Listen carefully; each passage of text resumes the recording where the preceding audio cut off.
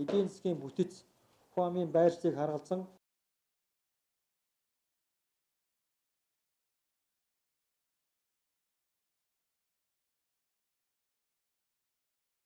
өнөөдрийн байдлаар манай сонгон хайрхан дүүрэг нийтдээ 120 мянган гаруй газар нутагтай.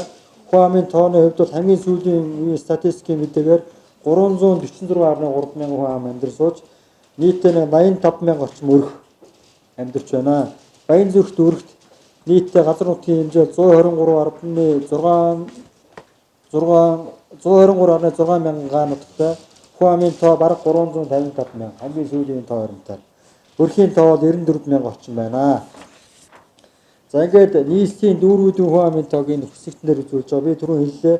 Нийслэлийн хүн амын тоо бараг 3 дахин нэмэгдлээ. Дүүргүүдийн хүн амын тоо бол мөн үүнийгээ дагалдаад нэмэгдсэн. Ер нь бол иргэдээс маш санал хүсэлт ирж байгаа. Иргэдэд хүргэх үйлчлэгийг ойртуулаач гэж. Тэгээ Улаанбаатар хотын хувьд бол ачаал ихсний дагамж.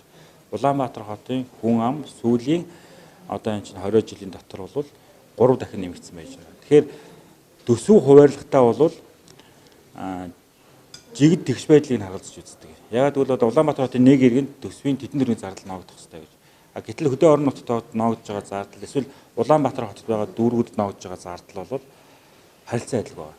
Төвийн хүн ам цогтойны 150 мянга орчим хүн амтай дүүргүүдээр бол ахиу зардал ноогддог. Гэтэл манай сонгон хайрхан Баянзүрх гэсэн алслагдсан дүүргүүдээр бол 21 он ноогдсон зардал нь 2-3 дахин багасчаад байна. Тэгээ энийг тэгшрүүлэх үүднээсээ бол энэ засаг нутгийн засгийн нэгжийн хуваарийг бол өөрчлөх шаардлагатай гэж байна. Энийг өөрчлөхөнд бол бид тодорхой хугацаанд иргэдийн саналыг авна. За нэгдүгээрт бол дүүрэг хуваахаас, хоёрдугаарт бол хороодын асуудал байна. Манай Улаанбаатар хотын маань нийслэлийн маань хороодын хүн амын тоо бол дунджаар хуваахаар 7000 орчим байгаа. За 7000 хүнийг нэг хороонд ингээ хуваагаад үзэхээр бол үйлчлэгээ бол нормал хэвийг хүрч байгаа байхгүй. Гэтэл манайд 15 мянгаас дээш хүн амтай, 20 мянгаас дээш хүн амтай хороод бол нийт хороод бараг 20 орчим хүнийг эзэлж байгаа. Тэгэхээр нэг хороон дээр бол та бүхэн мэдж байгаа. Хороон дарга, хороон зохион байгуулагч 2 хүн ажилладаг. Тэгэхээр нэг хороо бол зарим тохиолдолд 5 сумын хүн амтай тэнцээд байгаа. Тэгэхээр энэ байдлыг бас арилгах үүднээс бол хороодыг бас зайлшгүй бол хувааж жижигрүүлж хүн амын зохистой харьцаанд нь бол оруулах нь зайлшгүй шаардлагатай байна гэж байна. Тэгээ энэ үүднээсээ бол энэ засаг нутгийн нэгжийн хуваарийг өөрчлөх асуудлыг бол яаж бид нар иргэдээс сонгогдсон улсын их хурлын гишүүд, иргэдээс сонгогдсон нийслэлийн эрдэнэ төлөөлөгчдийн хурлын төлөөлөх шаардлагаа бас ярьж байгаа. Мэдээж хөрөнгө мөнгө гарна. Энэ дээр бол тодорхой хэмжээний хөрөнгө мөнгө гарна. Гэхдээ энэ хөрөнгө мөнгө юунд зарцуулагдах вэ гэхээр иргэдэд нөгөө зориулагдсан тэр нэг иргэнд ноогдох ёстой төсвийн зардал гэдэгээрээ л илүү сайжирна гэсэн үг. Тэрнээс энэс хин нэгэн даргыг, хин нэгэн хүмүүсийг ажилтаа болгох нь ерөөсөө биш. Энэ нэгэн хамтар савшны байх асуудал ерөөсөө биш. Энийг бол хотын зөвлөлт судалгаа танилцж байна. Хуулийн өрөөнд боломжтой.